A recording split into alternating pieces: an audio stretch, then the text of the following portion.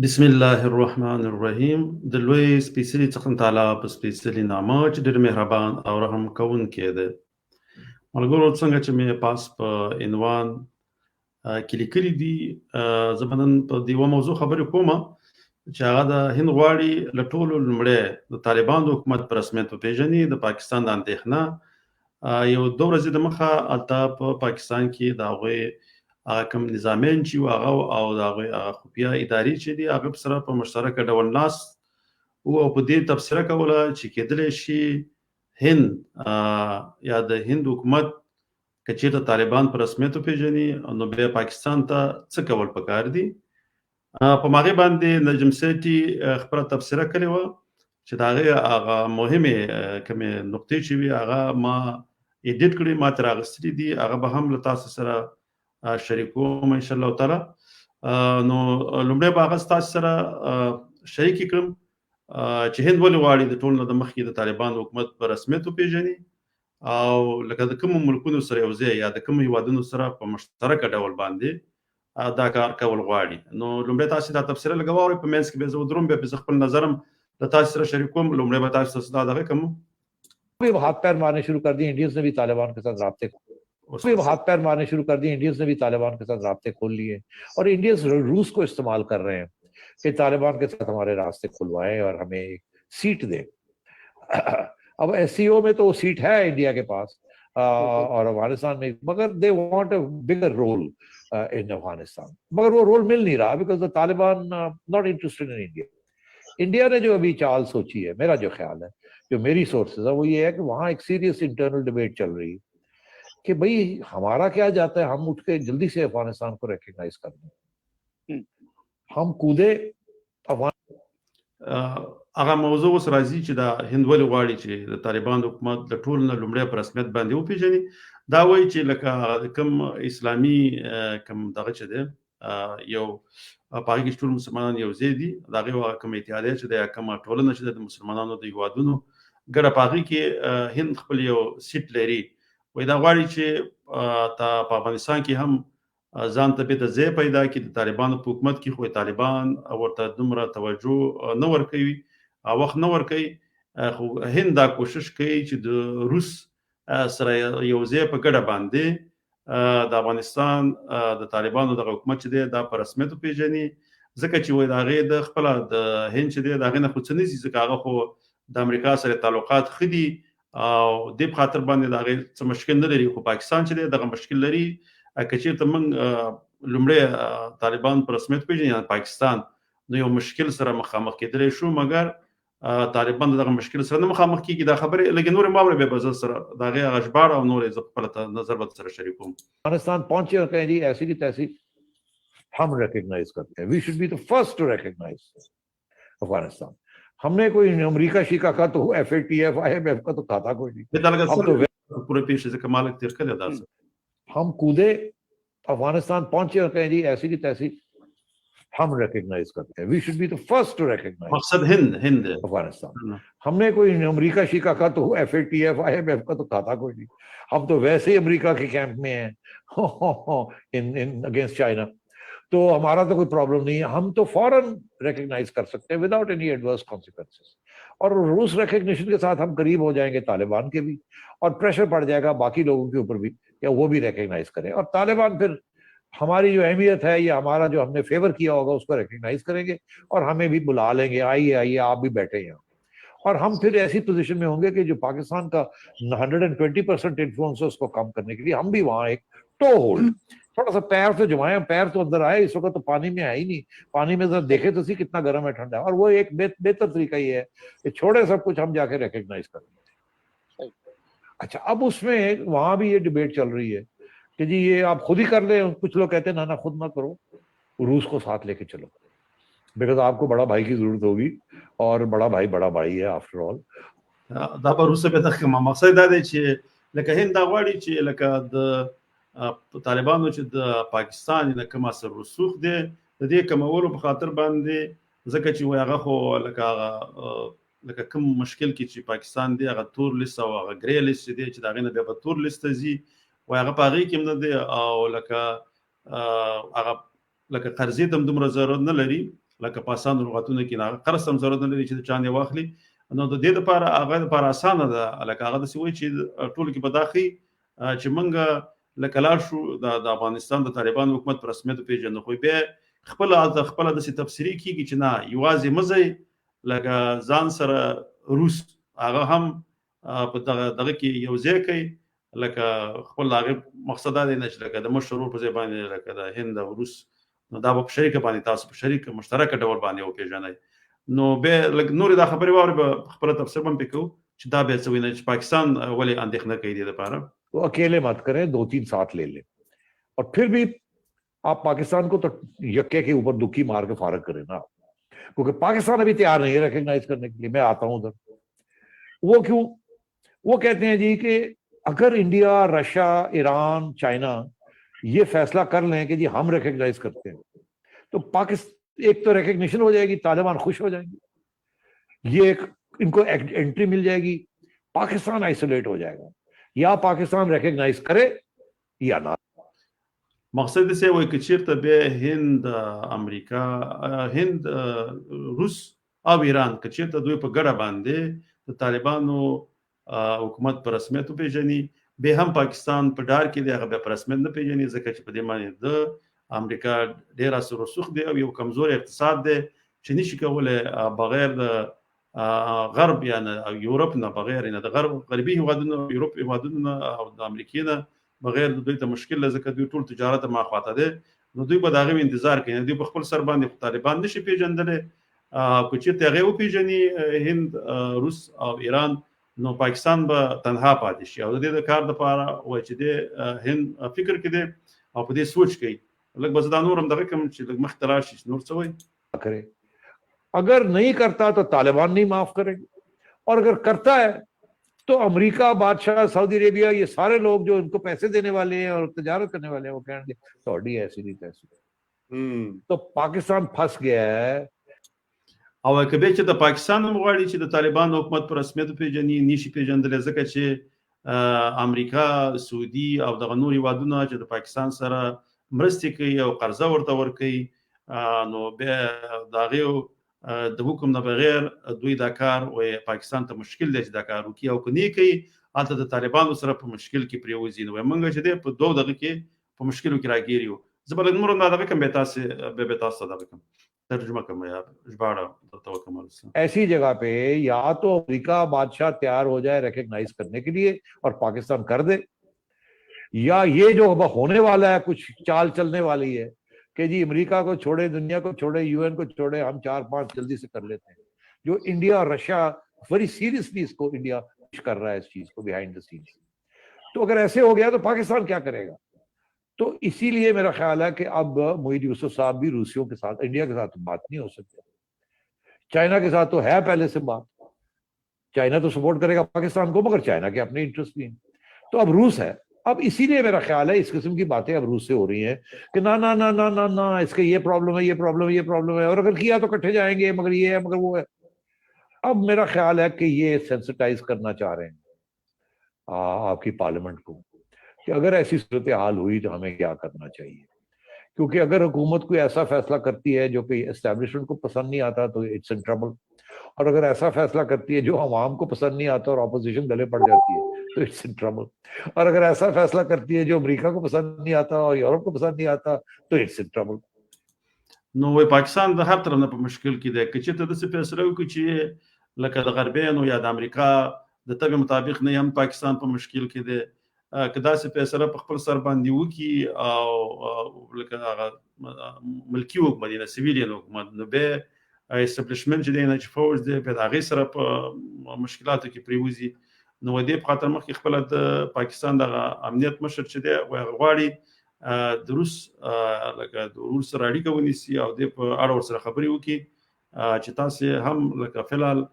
که طالبان حکومت مو پېژنئ، که پېژنئ په ګډه باندې په رسمیت باندې پېژنو، ځکه چې هند لومړی نه شي.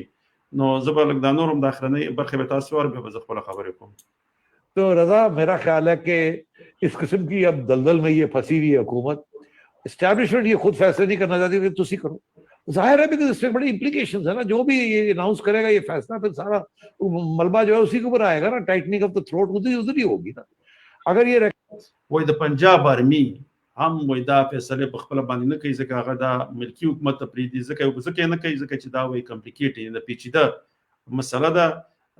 ځکه دې کې لکه هر رقم دغه فکر راتلی شي مشکلات نو دې خاطر باندې دا دغه ملکی حکومت ته پریږدي چې څه غلطیګانې وشي چې بیا لکه ملبه چې دی وای دا غي په سر باندې ولېږي نو زبدا لګ نورم پرېدم د خلاصې در والا د به باز خپل خبرې کوي ان شاء الله تعالی रिकग्नाइज कर लेते हैं तो अमेरिका बादशाह जो है ना वो आपको टाइट कर देगा, और अगर ये नहीं करते तो आप बाहर रह जाते हैं, तो फिर आप कहाँ जाएंगे? तो तालिबान तो आपको फिर नहीं माफ करेंगे ना, कहेंगे अच्छा ठीक है फिर चलो ठीक है। अभी आप तालिबान को कह रहे हैं कि जी वो टीटीपी को रोकें, ये करें वो करें, और हम आपके साथ हैं, हम आपको लाने वाले हैं, ब्ला ब्ला, वो सब भूल जाएंगे। वो कहेगा यार जिस वक्त जरूरत थी रिकग्निशन की आपने की नहीं। और अगर करते हैं तो फिर जाके अमेरिका बादशाह को और यूरोप को आगे गोडे रोडे बैठ के माफ कर दो, वी हैड नो चॉइस, हमें मजबूरी थी, हमें करना था, हमें बताएं और हम क्या कर सकते हैं, I am so sorry so sorry. वो आगे से आपसे नाराज हैं, फोन करते कोई नहीं है आपको, बात करते कोई नहीं है। और आपने पहले भी आप अमेरिका हुआ है यूसुफ साहब, वहां भी बहुत सी बातें हुई हैं, वो तो आपसे बहुत सी चीजें मांग रहे हैं और आप देने के आपके पास वो है नहीं देने को कुछ। तो ये इस किस्म की क्रिटिकल सिचुएशन हुई है।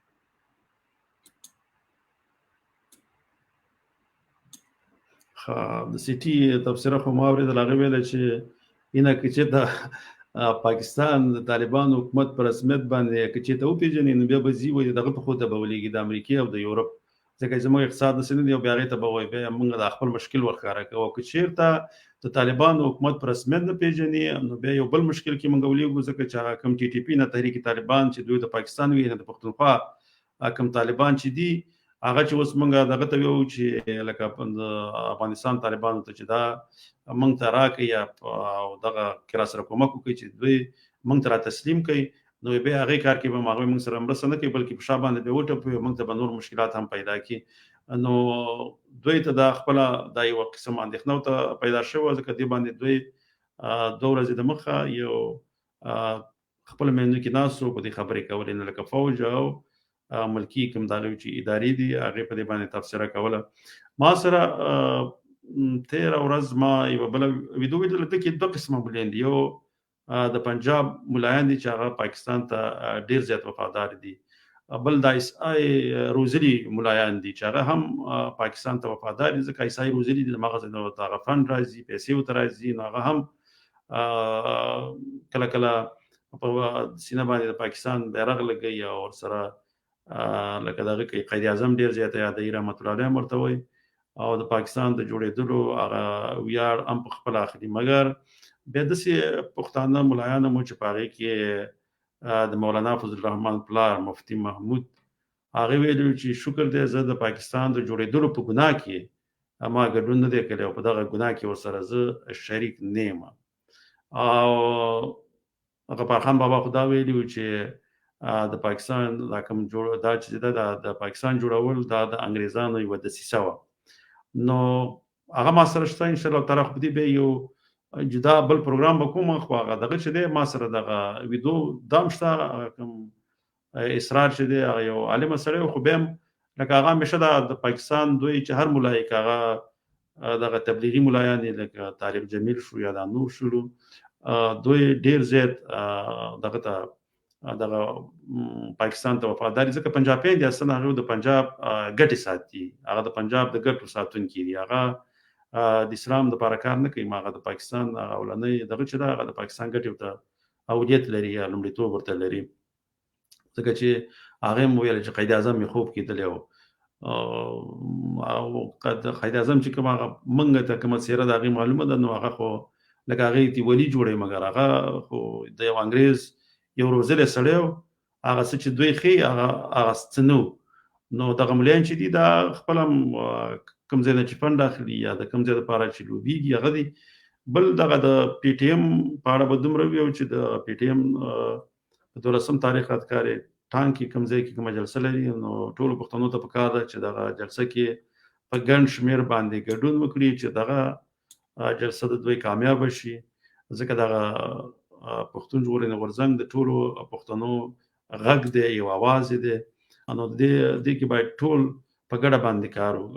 وکړو، ځکه دغه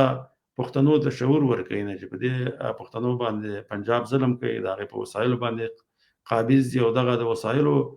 د قابضېدلو په خاطر باندې هغه هم دا پښتانه چې وژني هم د دې دپاره یې وژني. نو پی ټي ایم سره باید ټول پښتانه ودرېږي او د هغې دپاره چې هر رقم کمپین وي، که هغه د سوشل میډیا د لارې که هلته په عملي ډګر کې باید ټول ورته په مشترکه ډول باندې کار وکړي او ورسره ودرېږي. انشاءالله تعالی هغه بله ویډیو چې ده په هغې باندې به بیا خبرې هم کوو، هغه به بیا زه انشاءالله تعالی کومه بله ورځ تاسو سره هغه بیا شریکوم. زه به اوس ځینې ستاسې له شانته لنډ غوندې دا څرګندونې چې دي دا به ووایم، نو بیا هغه وخت پوره کېږي، بیا به د خیر سره د الله په امان دې واخلم.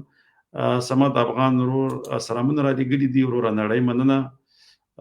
ژوندی اوسې. بیا د دغه ورور هغه محمود افغان ورور هم سلامونه را لېږلي، ستا څخه هم نړۍ مننه، زموږ محترم نه هم سلامونه قبول کړه. سلیمان خېل ورور هم سلام را لېږلی، نړۍ مننه. دلته د وزیر صاحب دغه را لېږلي، خو لږ لرې دي ښکاري نه، خو زه بیا کوشش کوم.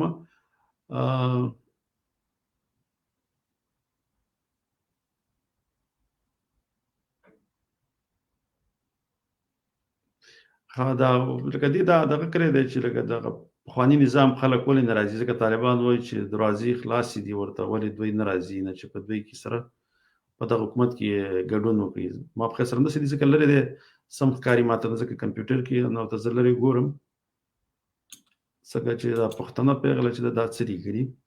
هند سیاست کوي، اصل کې هغوی غواړي چې طالبان څوک په رسمیت ونه پیژني. نه دی خو ښکاره کېږي، خو داسې خو همدغه سیاست دی چې ځکه پاکستان اوس یو مشکل کې دی، د طالبان حکومت په رسمیت نشي پیژندلی. کېدلی شي هغوی دا کوشش وکړي لکه څنګه چې نجم سیټي ویلې، او هغوی ته لږ معلومات هم کېږي چې د روسانو او د ځینو نورو هېوادونو سره په ګډه باندې د طالبانو حکومت وپېژني، چې د هلته ځان ته ځای پیدا کړي او د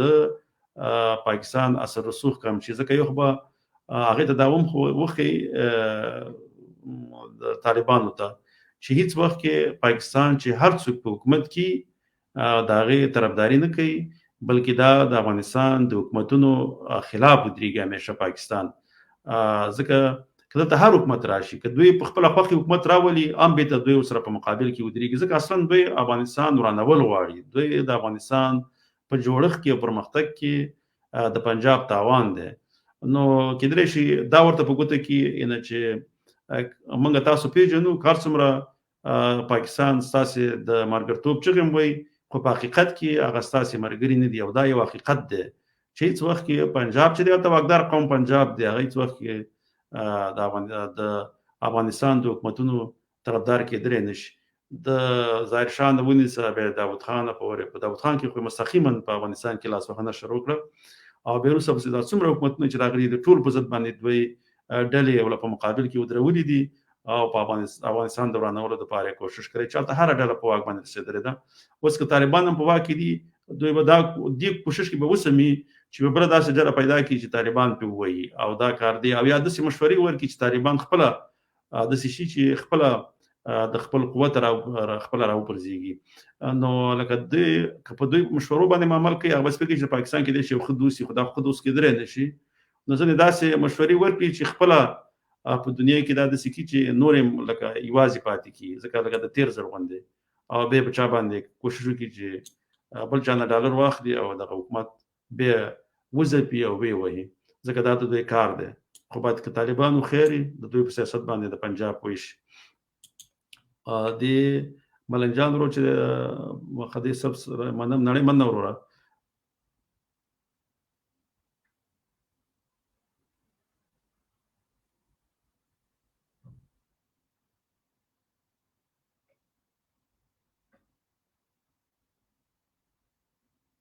دا څنګه دا کوم ورور دی څنګه دې سره به زه دا لیکلي د دا پاکستان چې انګریزانو جوړوو، انګریزانو ته د راتګ زمینه چا برابره کړه؟ همدغه هند او دغه هند و پاکستان او هند خپلو کې ښه سره جوړ دي، هسې زموږ په سترګو کې خاورې شیندي. اول خو د چلې وروره چې کله چې انګریزان راتله هغه ته چا زمينه نو برابر کړي او وخت د هند حکومت په کمزوري کېدلو کې مسلمانانو او د هندوانو په منځ کې هم ډېرې جګړې روانې وي او هغه جګړو نه انګریزانو استفاده وکړه او ډېرې منطقي ونیولې او بیا نسې راتو تر زمونږ دغه ته راورسېدو سرحدونو ته او زمونږ د پښتونخوا قبضه کړه نو دا زمينه چې دا خپل دغه خلکو د خپل منځي جګړو ورته د موقع ورکړې و او بیا چې کړه ته نو یوازې هند او پاکستان سره خو دغه دی هغه کې د انګريزانو ګټه و چې دا په دوه صوبانه تقسیم شي چې دلته هغه به خپل لاسوهنه ته دوام ورکړي که پارځه کې لاسوهنه کوي چې به وته اسانه شي دغه جغرافیه آمده د پزان د لپاره ساتري دا انډایرکټ قسم د انګريزانو او د امریکایانو حکومت تر اوسه پورې هغه چې سویل ماشند د استعمالېدل او ماشند کول او د هغه په اشاره باندې چلیږي نو دا چې د هند او پاکستان خپل منځ کې سره څومره جګړې کړې دي دیو هیڅ کله یو کېدل نه شي ځکه دا خپل منځ سره جدا دي یو بل سره جګړه نه کوي خود سې کوي ځکه دوی وسو خیر شوی دي جنگ راوړي زما او تاسو خاوره باندې کوي زما او تاسو خاوره باندې جنگ کوي جنگ غلط راوړي خپل راسن د پنجاب په منطقو کې دوی جګړه نه کوي غنه اختلاف وسم لري او د اختلافات دي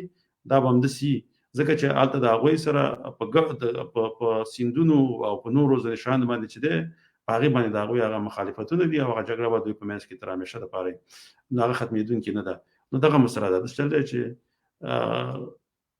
خو جګړه زمونږ او ساسي هیواد تر راوړل او دا خپل د پښتنو کمزوري ده چې په دې شي نه باندې نه پیږي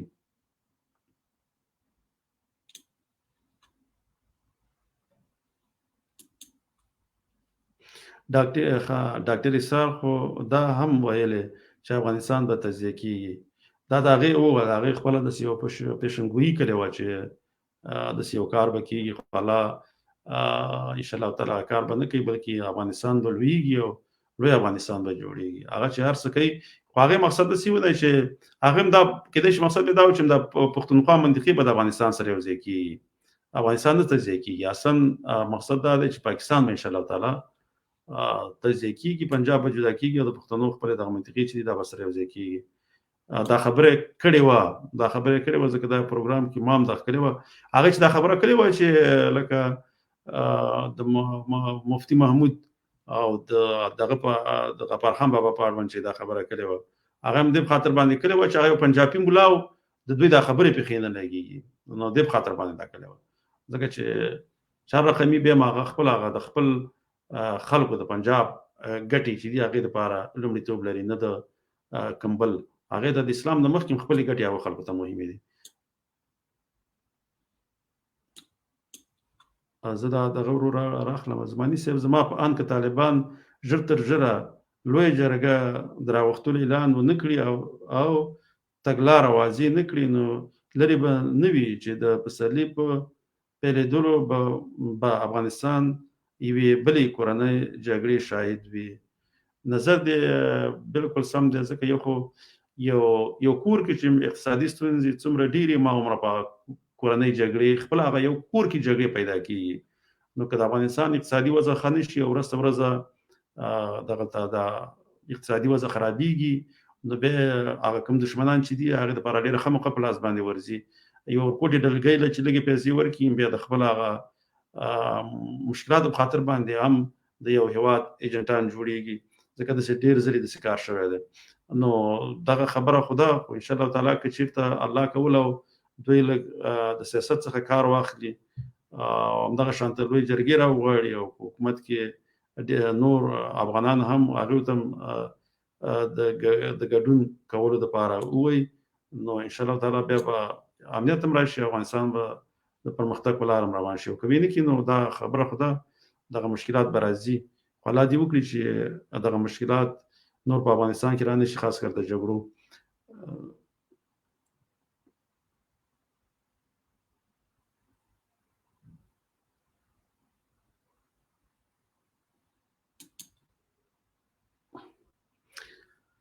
تاسو وی خالک تجزیه خو وایي چې زما په جلسه کې د لر او بر چغه بند دي خدای د سبل رقم درې کړی د افغانستان د عراق نه غواړم خو نه غواړم خو دا دې غلط لیکلی دی. تاسو څه وایئ؟ داسې چل دی چې زه داسې فکر نه کوم که محمود خان اچکزي دا خبره کړي، ځکه چې هغه یو پښتون سړی دی. که تا داسې کوم خبره اورېدلي لومړی ما ته هغه راولېږه، زه به یې واورم، بیا به وروسته په خبرې وکړو. مګر ځینې وخت کې یو څه مشکلات هغوی هم لري، لکه شاته داسې قوت نشته دی او هغوی په زغرده اوس دا نشي ویلی، ځکه تلټیر ګل خانان اوس هم داسې دي چې نیم نه زیات لا اوس هم هغه د پنجاب سره ولاړ دي. نو که چېرته اوس هغه نیم پښتانه هم دا ووایي نو بیا هم مشکل شته، پښتانه به پکې ډېر مړه شي مګر هغه ازادي به لاسته رانه وړي. نو په کار داسې ده چې اول دغلته د پښتنو سره کار وشي، ټول پښتانه په دې وپوهېږي چې په لوی افغانستان کې د دې ګټه ده، د پنجاب سره په یووالي کې به همیشه دوی غلامان وي او واکداران به همدغه پنجاب قوم وي، هم د دوی به پې حکومت وي او په ټولو وسایلو به هم هغوی قابض وي او دوی به لکه د یو دویم شهري په توګه باندې هلته ژوند کوي، نه به د هغوی سره په برابرښت کې شي. نو د دې دپاره دغه دی دا یو مشکل شته دی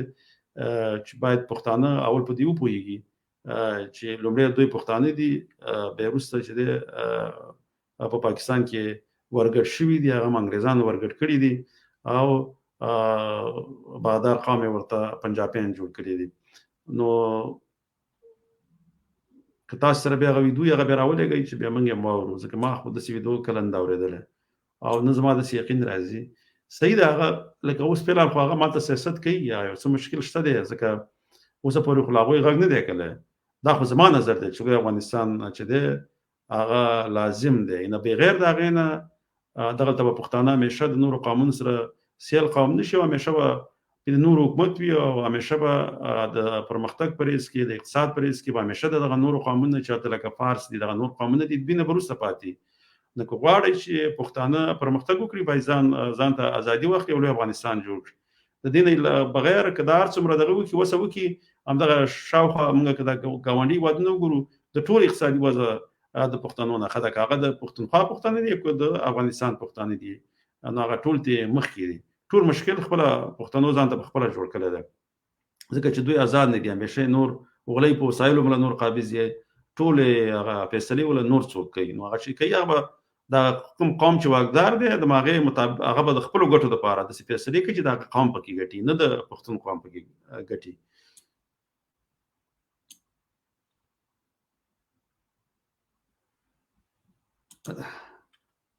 السلام علیکم ورحمت الله. اچکزی مولانا صاحب سره کلک ولاړ دی، و په دې پوهېږو اچکزی او مولانا سره اوس ولاړ دی. مولانا مفتي محمود یو تاریخي خبره کړې وه، وایي چې د پاکستان د جوړېدلو په ګناه کې زه پکې نه وم، نه دغه د پاکستان جوړېدل دا یوه ګناه وښودله، وایي په دې کې زه شامل نه یم، دا ګناه چې ده دا نورو کړې ده. نو دا خبره کړې وه هغه د مولانا فضل الرحمن چې دی هغه پلار یو.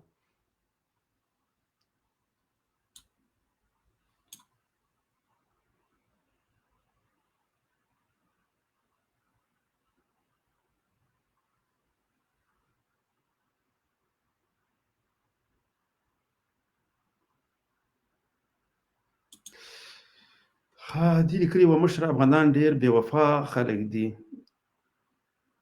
هره ورځ خو دا لږ شان داسې بل وخت هم لیکلي راته ډېرې زیاتې کنځلې کړي په لایف کې، زه خو ستاسو او ټکر صاحب ډېر په مینه اورم. نړۍ مننه داسې چلی وروره چې ته خپله هم یو افغان یې، نو داسې شته په هر قوم کې ښه او خرابي. لومړی خو ګوره دا ته زه اوس وایم که نه، لکه پښتون، افغان، پټان، روهیله م ورته وایي، څوک ورته خان وایي، دا هم نه دی. پښتون قوم څو نومونه دي چې مختلف قومونه یې ورته ورکړي دي. نو یو خو داسې دی چې دغلته دغه میډیا ځینې لکه لیکوالانو ته هم دا پیسې ورکړې وي، خاص کر رئیس هغوی داسې کړي دي چې دا کله کله وایي که نه لکه افغانان نمک حرام دي یا داسې دي، خپله بېرته په پښتنو باندې خپل ځان ته کنځلې کوي که نه. لکه موږ باید دغه شي نه واوړو، موږ ټول پښتانه یو، افغانان یو، یو بل ته باید هېڅ کنځلې ونه کړو. یو خو د کنځلو په کولو باندې څه نه کېږي، خپله کورنۍ تربیه هم خلک ښکاره کوي، بل دا کار دی چې هغه ګناه یې زیاتېږي او هېڅ ګټه نه کوي، بس هغه ملایکې ورپسې هم هغه کنځلې لیکي او هغه دنیا کې بیا دوی سره به څه هم نو خپل ایمان به پکې ورکوي. په دې باندې هېڅ خفه کېږم که تا چا کنځلې کړي د هغې به الله پاک تا ته اجرونه درکړي. نو ځکه موږ ته هم ډېرې کېږي، خو فرق نه کوي ځکه ډېر زیات داسې شته دی چې کنځلې کوي، ځکه هغه داسې دومره هغه د پنجاب میډیا دومره برین واش کړي چې هغه هر څه چې لږه خبره واوري چې هغه لکه د دې د فکر او سوچ مطابق نه سندواره په کنځلو شروع کوي، نه دلیل ورسره نه بل شی ورسره نه، او نه بغیر د کنځلو نه بل څه به زدم نه، بس ما کنځلو باندې پیل وکړي او بیا کنځلې کوي. هغه څوک کنځلې کوي چې هغې سره خبرې نه دلیل ورسره نه پوهه ورسره نه، د هغې خپل مشکل په همدغه کنځلو باندې حل کوي.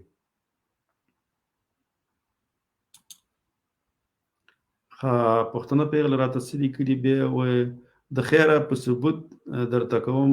کنې تاسو پاچا کاموال ویډیو وګورئ. داسې چل دی زه لکه همیشه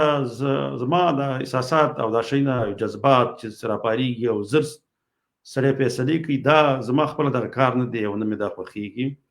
که محمود خان اچکزی که دغه خبرې هم کړي د پښتنو مشر دی، زه هېڅکله نه غواړم چې پښتنو کې اختلافات زیات شي. که هغه دا خبره هم کړي د یو مقصد په خاطر به کوي او سیاست نه بیکار هغه سړی دا به وکړي. ځکه اوس خو لا ډېر داسې پښتانه دي لر او بر کې هغه خپله ګوره یو خو ګوره تا ته زه دا وایم لکه داسې ډېر پښتانه به هم ته ویني د افغانستان پښتانه به وي د پښتونخوا پښتنو ته دغه وایي د پاکستانیانو ته وایي. ګوره هلته پکې کونسلرګریګانې پکې جوړوي. نو دا ځینې مشکل خو خپله اوس ما ډېر دا داسې لکه پښتانه دي ما له قار هم راځي، خاص کړه د افغانستان دي هغه وایي چې پاکستانیان زموږ وروڼه دي. صحیح ته وایو چې پښتانه زموږ وروڼه دي، مسلمانان کې ویم چې زموږ وروڼه دي، صحیح ده. پاکستاني یو پنجاب چې د هغې واکداري کوي او هغه یو شیطاني پالیسي جوړوي د افغانستان خلاف، نو هغه بیا څنګه د هغې ورور کېدلی شي؟ نو دلته ځینې مسله داسې ده چې دا خپله د پښتنو د ډېرو خاص کر ځوانانو دا ناپوهي ده. ما څو ځلې زه همیشه په دې پروګرام کې چې زه راځم زه دا وایم چې تاسې د پښتونخوا پښتنو ته د پښتونخوا پښتانه وایئ، هغې ته پاکستانیان مو وایئ، ځکه تاسو یو د پاکستانیان وایئ بیا پاکستان ته چې کله رد بد وایئ خپل هغې سپیک کوي چې دوی رښتیا پاکستانیان دي، هغې باندې بدله کېږي. یو بل دا کار دی چې هغوی خپل هم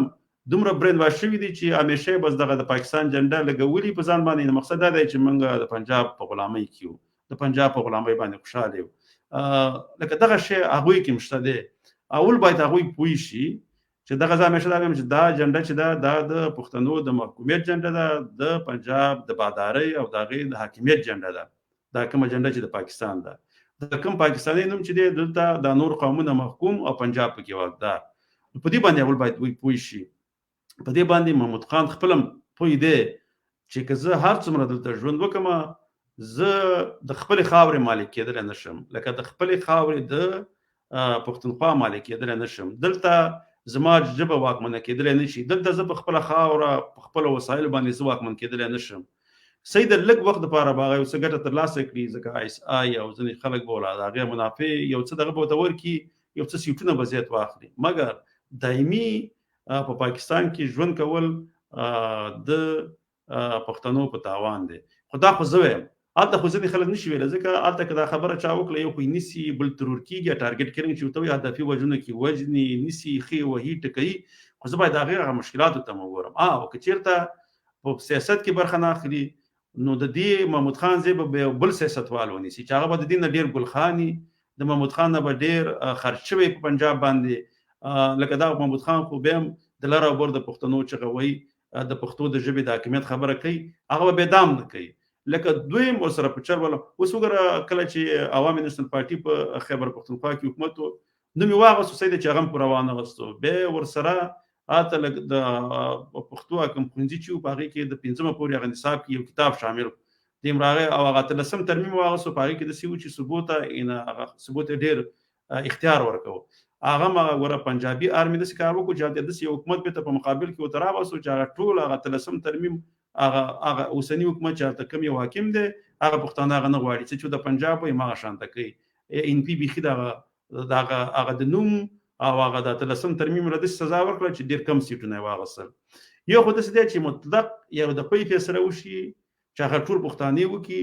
چې موږ بیخي مطلق د پاکستان په سیاست کې برخه نه اخلو، پاکستان نه پښتونخوا آزادول غواړو، د افغانستان برخه کول غواړو. په هغه وخت کې به سید موږ به د دسه دغه کم د قومونو سیاست چې کوي، کوم سیاست چې کوي په هغه وخت ته موږ لاس شونی ولې که په ګوتو ته شونی ولې چې ته ولې د پښتنو د افغانستان سره نه درېدل. نو په هغه وخت به په هغه وخت په موږ دغه دا نیوکه وکړو. اوس کې موږ کوو د دین نو ډیره ته لکه دغه دي دا برین واش دي. نو د دې په مقابل د دین خو بیا ته بل ته نور څه خل نشي مندره. دا اوس فلال دا چې دي که عوامي نېشنل پارټي ده که پښتونخوا ملي عوامي پارټي ده، دا د پښتنو د حقوقو لپاره یو څه مبارزه کوي. نو موږ دوی نه غواړو چې دوی خفه شي او دوی خفه کول نه غواړو. سید کله که وخت راغی بیا باید دوی خلک هم یو د پی را پاتېږي. خو اوس هغه وخت بل نه راغلی هغه وخت لاندې راغلی او دوی ته هم یو څه مشکلات شته. ان شاء الله تعالی دغه مبارزه روان ده. پښتون ژغورنې غورځنګ هغه هم کوي، ځکه هغه هم په لکه په یو د پی د اعلان نشي کولی. ځکه ګوره اوس دغه علي وزیر بندي دی، هغه عارف وزیر شهید شو، چای بدل واغستو. داسې قوه شته نه په افغانستان کې داسې قوي حکومت و چې بیرته د خپل پښتون ورور بدل اغوستلی وی. نه افغانان دومره اقتصادي لحاظ باندې دومره قوي دي چې یو لوی جنگ دپاره تیاری ونیسي. سړی باید حقیقتونه وګوري. ځکه د خلک دومره مشکل کې دي، موږ د خلکو مشکلاتو ته هم ګورو. ځکه اوس دومره مشکل دی د خلکو چې دا خو څه ده چې هغه څوک په کور کې ارامه اقتصادي وضع ښه هغه هر څه ویل غواړي او وایي هغه هر څه وایي چې باید داسې وشي. خو بیا هغه د خلکو هغه مشکلات چې دي موږ باید څوک سیاست کوي باید هغې ته هم سړی وګوري چې اوس کم حالات نه پښتانه تیریږي. نو دغه ټول شیانو مطابق موږ دا کولی شو چې پښتانه رایښ کړو، پښتو ژبې سره ورمینه پیدا کړو، په پښتو ژبه په دغه سیمه باندې واکمنه کړو. او که چېرته د ازادېدلو وخت راغی باید په هغه وخت کې د ټولو نه مخکې ورسره ومدرېږو. څه چې د هر پښتون د لاسه کېږي باید هغه بیا په هغه وخت کې وکړي. خو چې وخت راشي او ټول پښتانه او افغانان دې ته تیار شي چې موږ بیا افغانستان غواړو. اوس خپله د افغانستان کې هم ځینې پښتانه داسې دي چې هغه لا خپله دې ته تیار نه دي. خپله د پښتونخوا ډېر خلک لا دې ته تیار نه دي. اول دغې دپاره خو دا ټول تیار شي بیا انشاءالله تعالی بیا به دغه کوو، عملي ګام به بیا سړی پورته کوي.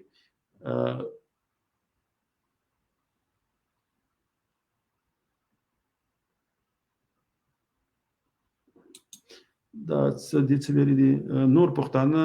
هوښیار شوي دي، باید یو ځای کېدو په اړه فکر وکړو. موږ همیشه زه دا خبره کوم چې د لوی افغانستان نه بغیر پښتانه هېڅ بله لاره نه لري. که غواړي چې دغه نورو قومونو سره لکه د فارسیوانانو سره، د ایران خلکو سره، د ازبکستان، ترکمنستان، تاجکستان او دغه منطقه کې چې دا نور څه واړه او غټ قومونه دي دې سره برابري وکړي د پنجابیانو سره، باید پښتانه یو شي. ګنې همداسې ګوره موږ زه همیشه دا هم په اقتصادي لحاظ هم په علمي لحاظ په دې ټولو باندې موږ دغه نورو قومونو نه وروسته هغه ده چې موږ یووالی نشته دی، موږ بې اتفاق یو، موږ د یو بل په ښې یو، خاص کر پښتانه. زموږ ژبه چې ده موږ خپلې ژبې ته همیشه په سپکه ګورو. خپله ژبه په خپله خاوره واکمنه ژبه کلي نه ده، صرف د خپل جیب فکر کې یو. موږ لکه د یو خپل یو ملت لکه د پښتون ملت په اړه موږ سوچ نه کوو. موږ هر پښتون صرف د خپل ځان دپاره، د خپلې چوکۍ دپاره، د خپل قوت دپاره، صرف دې دپاره فکر کوو. که چېرته موږ اجتماعي فکر وکړو لکه د ټول پښتون ملت فکر وکړو او د هغې ګټې اولنۍ ګټې وګڼو د خپلو ګټو نه، بیا په هغه وخت کې موږ کولی شو یو څه وکړو. هسې نه کېږي.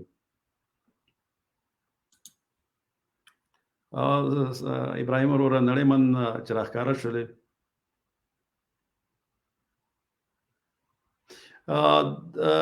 دغه وایي چې ابراهیم خان وروره آفرین زماني صاحب زه خپله موجود وم، محمد خان اچکزي بالکل دا خبره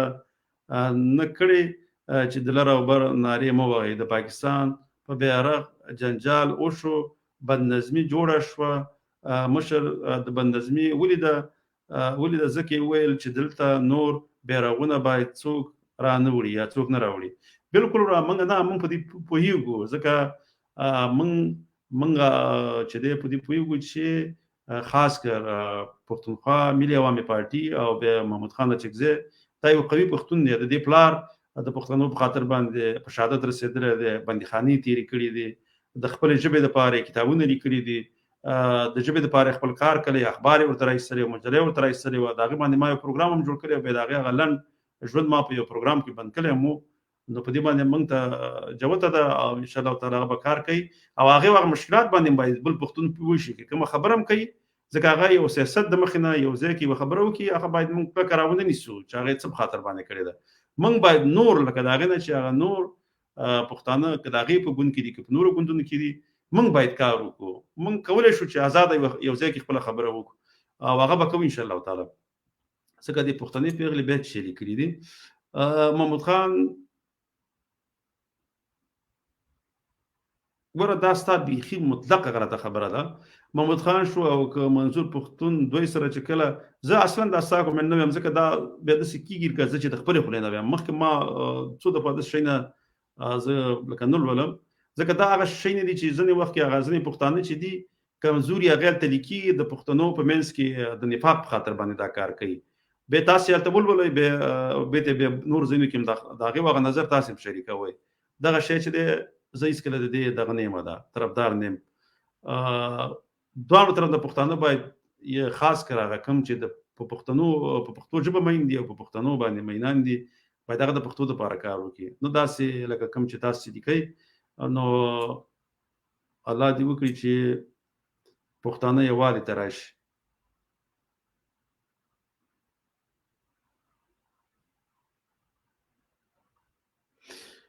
ما خو تاسو مخکې مې ویلې کنه لکه اوس وګوره هغه خو مونږ ویو ګوره دا زمونږ برخه واغول خو دا مونږ د دوی د آزادېدلو لپاره کوشش ونکړو او دوی هم سیده ونه درېدل خو مونږ هم لکه عملي کوم کار ونکړو د پاکستان د جوړېدلو نه وروسته هم څه عملي ونه کړل بلکې هلته هم پکې خپل کونسلان پکې واضح کړي کونسلیټ یا دغه چې دي امبیسیګانې خو په اسلام آباد او دې ځینې کې جوړې کړل او دلته هم پکې دغه جوړې کړل نو بیا ورته پاکستاني ما همیشه دا چې موږ ورته پاکستاني نوم ویلی دي د افغانستان حکومت یې ورته راډیوګانو طرف نه متوجه کېږي نو اول خو باید موږ خپله که نوري سم نه دومره خو کولی شو چې دې ته هم د پښتونخوا پښتانه ویلی او دا دغه خو مته نه ویلی که نه چې دا پاکستانیان دي دا ډېر ځوانان دي اوس هم ورته وایي نو اول صحیح ده موږ خو دغه ځینې مشکلات وي خو د خپل مشکل باندې باید پوه شو لاره بر دواړو پښتنو کې دغه شته دی تېروتنې کوي غلطیګانې پکې دي دوه طرف ته پردی میډیا کار کوي دی خواته ایران کوي اخوا ته چې دی هغه د پنجاب میډیا کار کوي دی خواته ایرانیان ځکه کوي ځکه چې هغه په دې پویږي چې پښتانه یو شي ایران ته خطر ده ځکه ته به یو قوي او پرمختللی قوم بشي هغه به پښتوني ځکه مخکې د چې هغه به لکه د څه شو به د ایران د ډېر منطقي ونیولې د ایران ډېر منطقي په افغانستان کې ځکه چې په وخت کې پښتانه یو د لره پر پښتانه یو نو په ایران باندې د دوی حکومت واکداري و نو هغه په دې باندې پویږي نو هغه هم دا کار کوي چې پښتانه سره یو نشي د پښتنو په یووالي کې د ټولو قومونو نقصان دی خدای زمونږ مضبوط را رسولي دي چې موږ خپل هم په ناپوهۍ کې د پښتنو د نفاق لپاره کار کوو ته خفه نه شي بس خو زه دا کومنټ مې در پوره ما هلته ونه لوستو خو دلته ما خپله زه پرې پوه شم چې تاسې لیکلي دي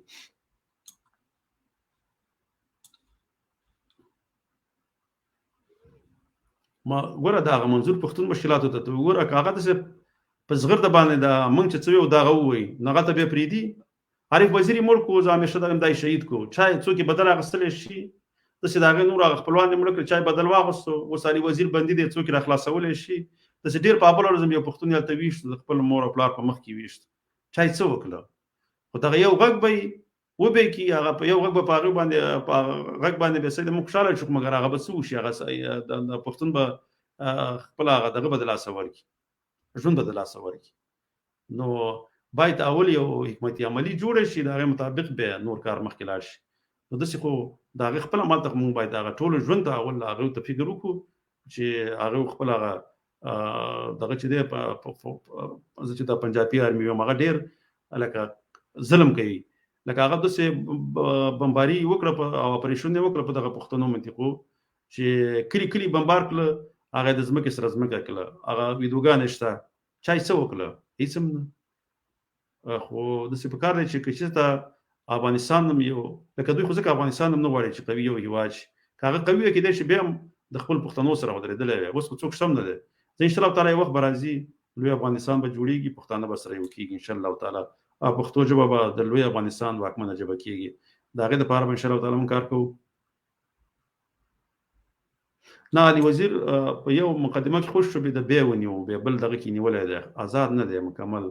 هغه لمونږ هم داخله او به دې به داخله دی نه دی خوشي اوس پورې لا باندې دی ها